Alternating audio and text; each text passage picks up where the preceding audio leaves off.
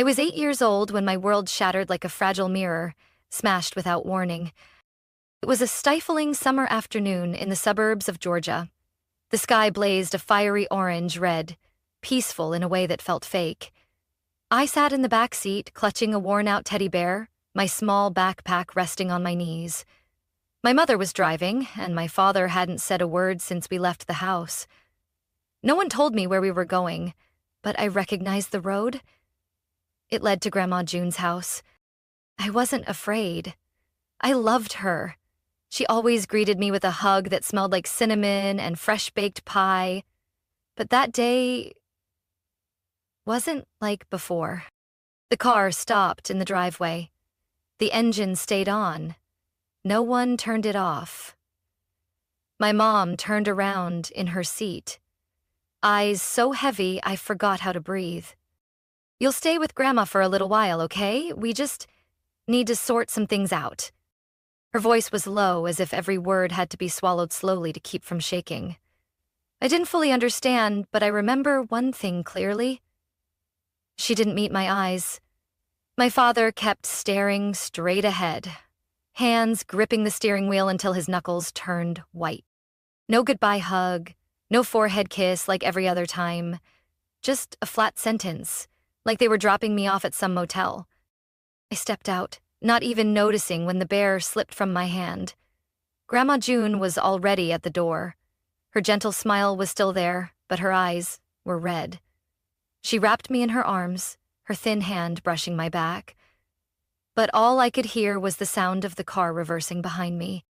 "Wait, Mom!" I screamed, breaking free from her arms.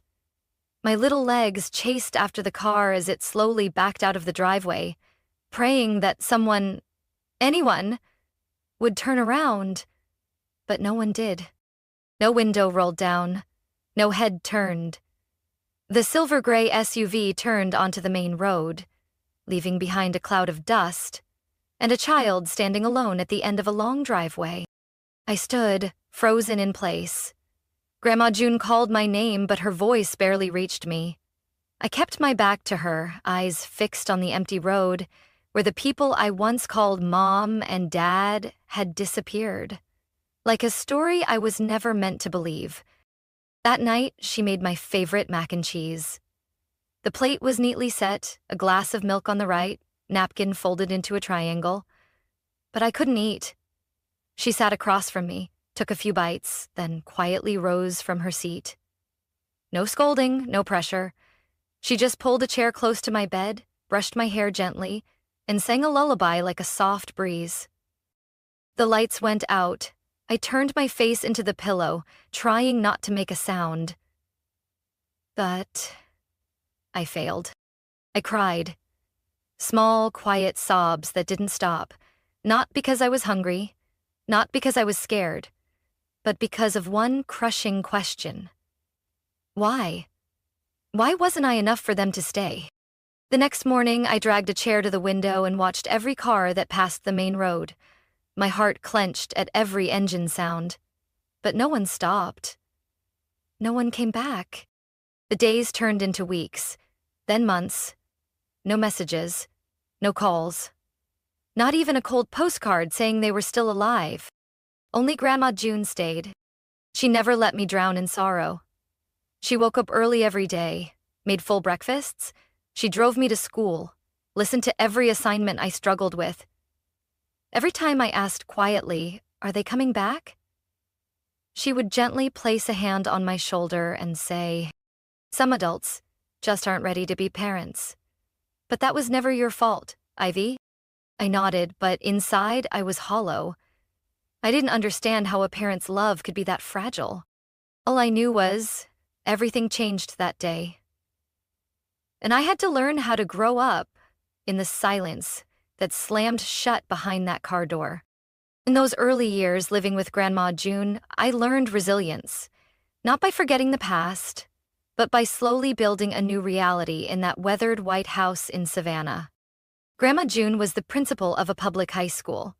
On the outside, she looked so strict that students lowered their eyes when she walked by. But at home, she'd kick off her heels, relax her shoulders, and smile at me with the kind of softness only a child left behind could truly understand. Even in her 60s, she woke up at 5 a.m. every day, made nutritious breakfasts, and read the financial news while brewing coffee. I used to think it was just habit. Years later, I found out she had a serious investment portfolio that no one in town knew about. She lived simply, drove a 1998 Toyota Corolla, wore hand-knit cardigans, and never bragged about anything. I never saw her buy anything fancy, but I saw her give a scholarship to a student who dropped out because his family went bankrupt. I saw her visit homes with boxes of books and hot meals. And I saw her sit beside me for 3 hours straight, helping me figure out a 4th-grade physics problem about speed and distance. When I started asking things like, why is the sky blue, or how do light bulbs work, she didn't laugh it off like most adults. She took me to the library, showed me how to research, and printed out kid-friendly science articles. Understanding the world is never a small thing, Ivy. The more someone understands it, the more they're responsible for making it better. That was the first time she said that, but it definitely wasn't the last. I grew up surrounded by books and evening lessons at the dinner table. She never pushed me to be the top of the class, but she never let me give up either. Every time I brought home a low grade, she never scolded me. She just placed a hand on my shoulder and said, "We'll figure out what went wrong, then fix it. No one is born knowing everything, but everyone can learn." And I did learn. So much more than I ever thought I could. When I was 13, my school held a state-level science fair. I signed up with a project titled The Impact of Light Pollution on Human Circadian Rhythms. A big topic for a middle schooler who'd never left Georgia. I messed it up 3 times. Broke a model the night before the deadline, almost quit. But Grandma June bought me a new kit, stayed up late with me, and even called an old friend who was a doctor to help me prep for my presentation. When I walked up to the stage at the State Convention Center, the lights hit me hard, and my body shook so fiercely I couldn't even find my voice. But then I looked out, and in the 3rd row there she was, sitting tall, hands folded, smiling like nothing on earth could make her prouder. I took a deep breath, began my speech, and won 1st place. The plaque that read "First Place, Georgia State Science Fair" hung right above my desk in my bedroom, and it's still there to this day. That night, Grandma threw a small party in the backyard. No fancy flowers, no balloons. Just her homemade lasagna, cold lemonade, and about 10 teachers I loved most. When I stepped outside with the medal around my neck, she stood up and hugged me tightly. "You're not just smart, Ivy. You're resilient. And from now on, you don't have to wait for anyone to come back. Your family is right here." I couldn't say anything. I just hugged her a little longer, and in that moment, I knew I'd never sit by a window waiting for a car again. I had the one person who stayed. Someone who not only took me in, but saw something in me that I hadn't yet seen in myself. I turned 18 at a small restaurant in downtown Charleston, the kind Grandma June called elegant enough to celebrate, quiet enough to hear you speak. It wasn't a loud party with confetti and blasting music. It was a warm evening with a white tablecloth, a simple lavender bouquet in the center. Just like her old habits.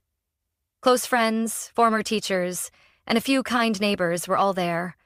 I sat in the middle of that embrace, looking toward the end of the table, where Grandma June, in a graceful gray dress, raised her glass and said, "8 years ago you walked into my home with nothing but a backpack and 1,000 questions in your eyes.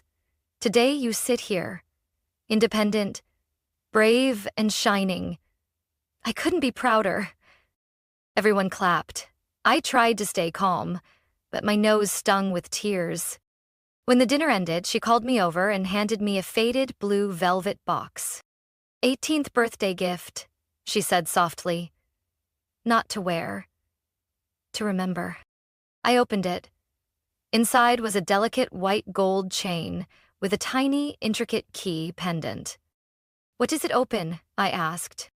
She just smiled and rested her hand gently on mine. One day you'll understand.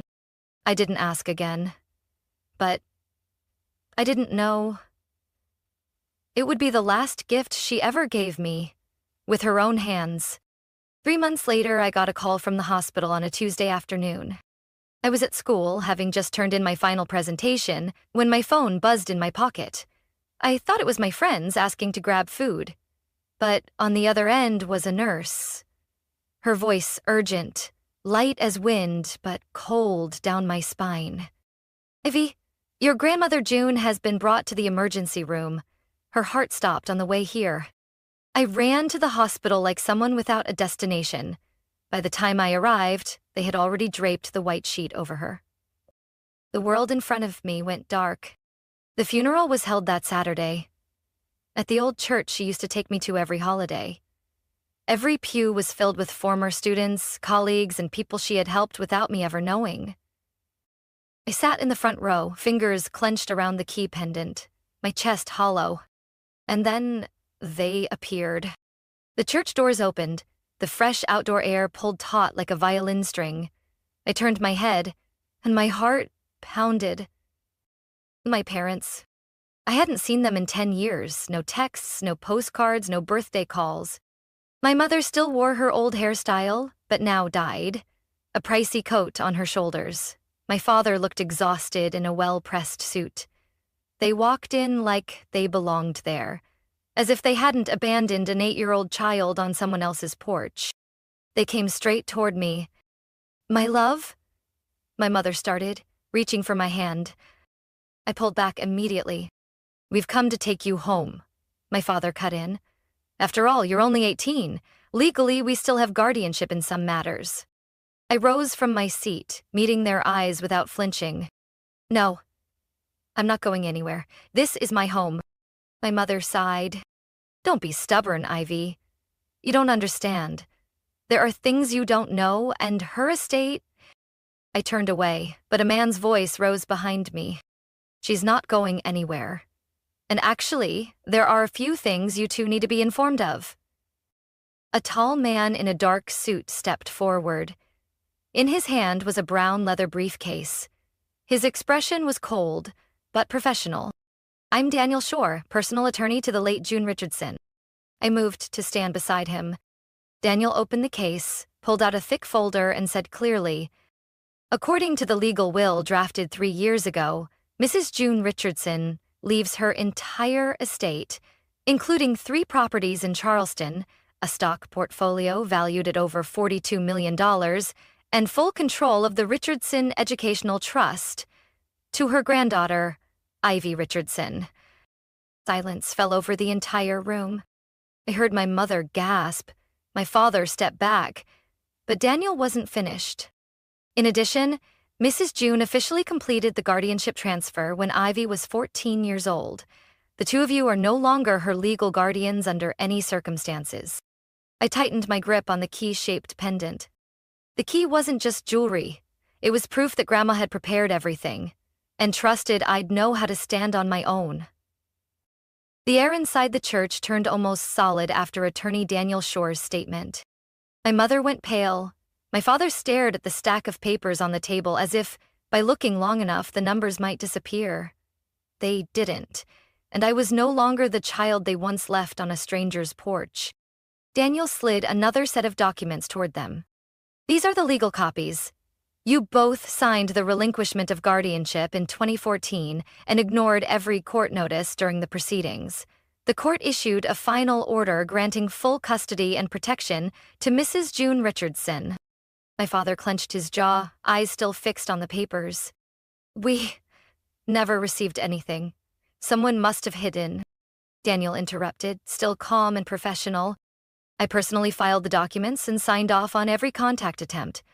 Everything has records, signatures, and court seals. If necessary, I can present them publicly." My mother turned to me, meeting my eyes for the first time since she'd walked in. "Ivy, we're family. The past is over. Now you need guidance. The world out there is complicated. You can't manage alone." I pressed the chain against my neck. The key's cold, sharp metal gave me an odd calm. I stood, voice steady, though not loud. I've managed on my own for 10 years. Not because of you. Because of Grandma June. My mother didn't back down. She stepped half a pace closer, her tone suddenly sweet.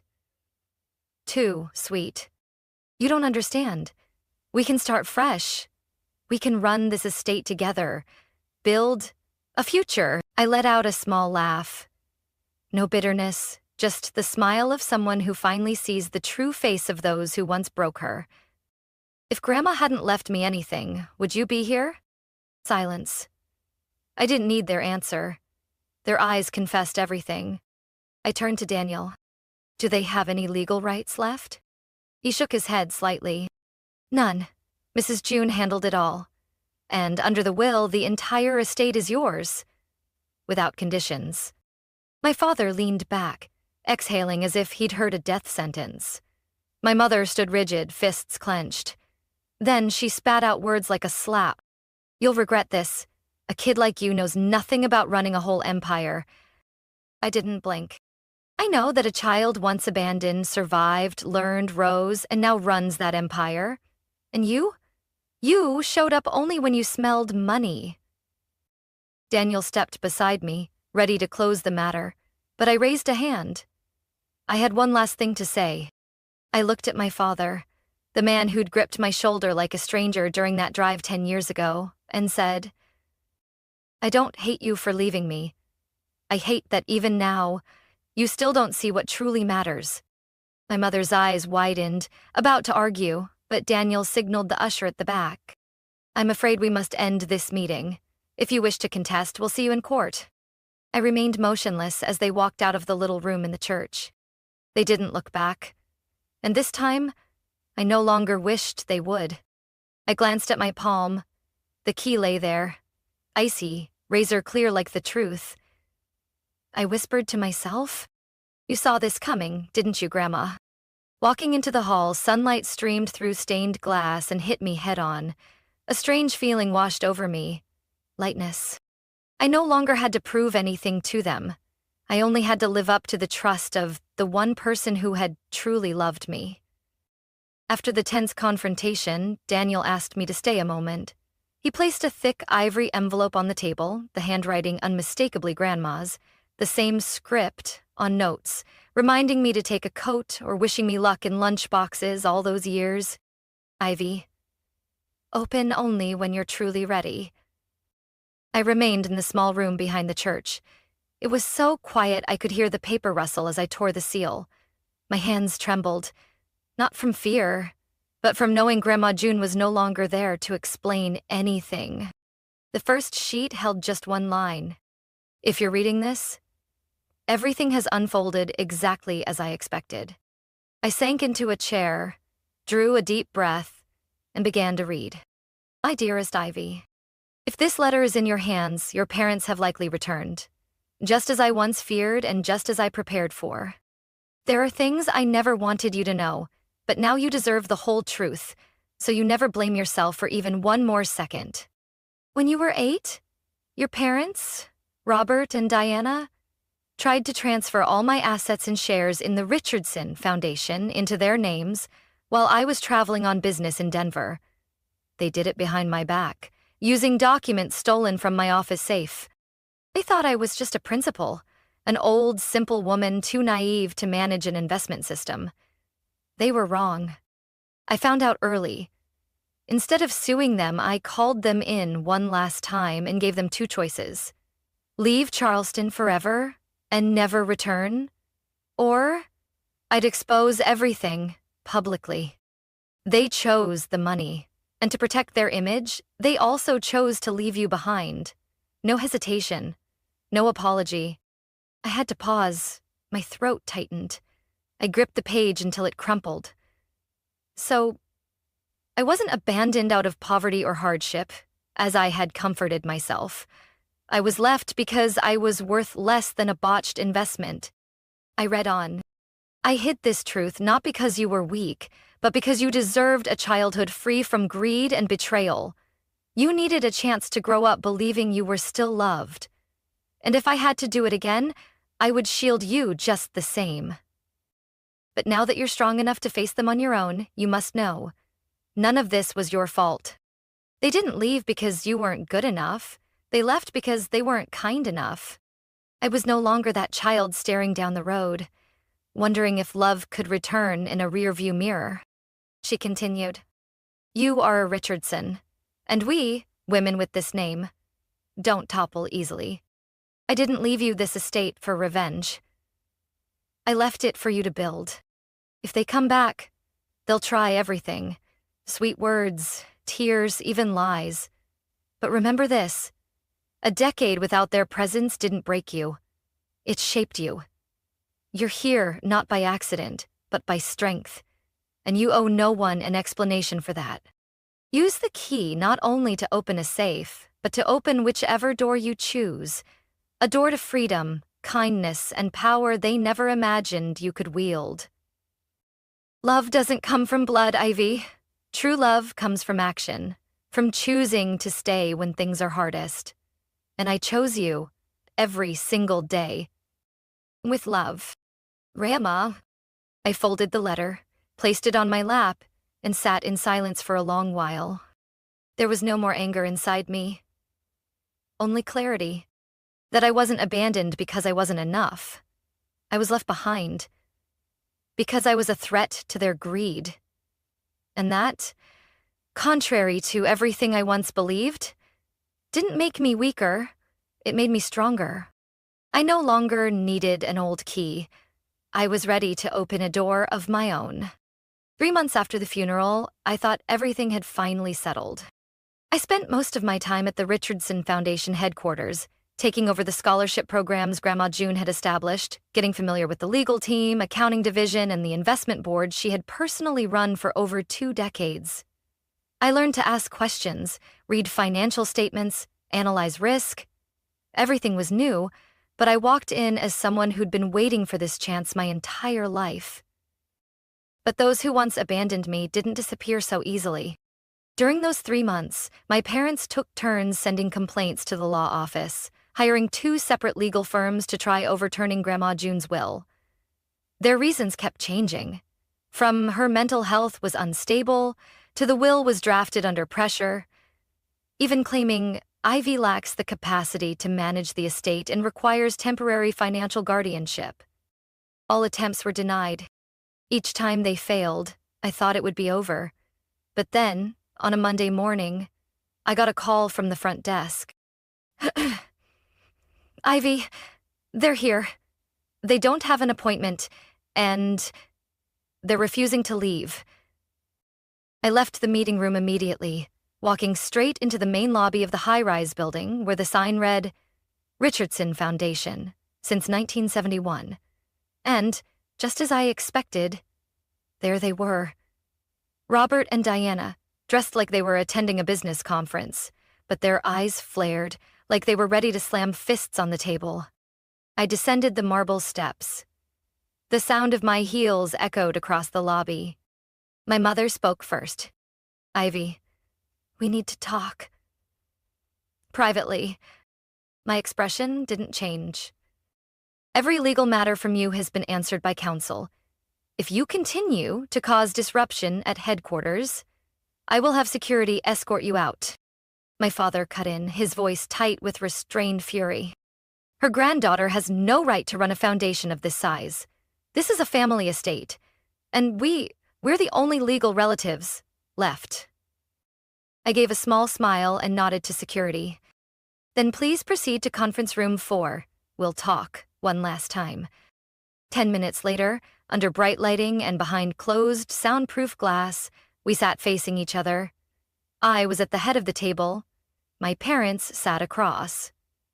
No blood ties anymore. Just the final distance of a long, bitter battle of will. I began. "You left me 10 years ago. No explanation, not even a letter. And now you return. Not for me, but because she left more than you could ignore." My mother flushed. "We already said it was a mistake. But we have rights. You can't make all the decisions alone." I pulled a copy of Grandma June's handwritten letter from my file folder. placed it on the table, gently slid it toward them. If I need to present this to the full board, I will. In it, she clearly states that the two of you once conspired to seize her assets. And when you failed, you chose to leave me behind like some burden. My father tried to argue, but no words came. My mother looked at the letter like she was staring at a sealed verdict. I looked at them directly, my voice calm but stripped of any trace of softness. Don't tell me I'll regret this. I've lived 10 years without either of you, and not once have I felt regret. But who will the media believe? My mother murmured, playing her final card. They might see a story about an orphaned granddaughter stealing an unclear inheritance. I straightened, fingers brushing the collar of my deep blue blazer, the same one Grandma June wore during her first board meeting at the Richardson Foundation. I stepped closer, voice firm as steel. Then tell the whole story. Tell them you abandoned your daughter at 8 years old, that you tried to steal from her grandmother, that for an entire decade you never reached out, not a birthday, not a word, until you heard the number $42 million. I paused, then added slowly, if you're going public, don't leave anything out. Silence filled the room. Then my father stood first, grabbing his briefcase. He didn't look at me. My mother followed, her shoulders trembling slightly. They left without a word, and this time I knew they wouldn't be back. I returned to my seat, letting myself sink into the chair. The late-day sunlight filtered through the thick glass, casting a glow over the framed photo of Grandma June smiling from the corner of the desk. I gave a subtle nod. The final move had been made, and I, the girl once abandoned on a porch with a worn-out teddy bear, had not lost. A few days after that last confrontation, attorney Daniel Shore sent me a short email. Just one line. Ivy, it's time to watch the final video. I met him in Grandma June's office on the top floor of the Richardson Foundation. Everything in the room had been kept exactly as it was when she was alive. The polished oak desk, the vase of dried lavender by the window, and the calendar frozen at the month she passed. Daniel plugged in a USB drive, then stepped back, letting me sit alone in front of the screen. The monitor lit up, and then she appeared. It was still her face, gentle, dignified, and quietly firm. She wore the sky blue cardigan I'd helped her wash last winter. Her voice rang out, slow and steady, just like every time she used to teach me something at the dinner table. If you're watching this video, Ivy, then everything has unfolded just as I expected. And if that's the case, it's time for you to hear the most important part. She paused, eyes fixed on the camera as if she were looking straight at me. I didn't just leave you money. Numbers can't protect you. What I left you was a mission. The screen shifted to a montage. Children's faces, some in worn-out clothes, standing in front of rural schools, mobile health units, and low-income housing communities. Among them, a young girl sat reading in a quiet library corner, funded by the Richardson Foundation. I quietly created the Bright Roots Foundation, a private branch of the Richardson Foundation dedicated to helping abandoned children, those in the foster care system, and students no one believes in. I was once a child no one chose. And then I met people brave enough to give me a chance. I want you to do the same for others, not because you're wealthy, but because you know exactly what that feels like. I held my breath. In that moment, I didn't feel alone. All the pain I once carried, being abandoned, being silenced, suddenly became a bridge to other children out there. He ended the video with one short sentence. You're not just the heir. You're the continuation. The screen faded to black, but something in me had just turned on. 2 months later, I stood in the main boardroom where the sign Richardson Foundation had just been engraved with a new line. In honor of June Richardson, a legacy of belief. I officially became the executive director of both the Richardson Foundation and the Bright Roots Foundation. At first, many were skeptical.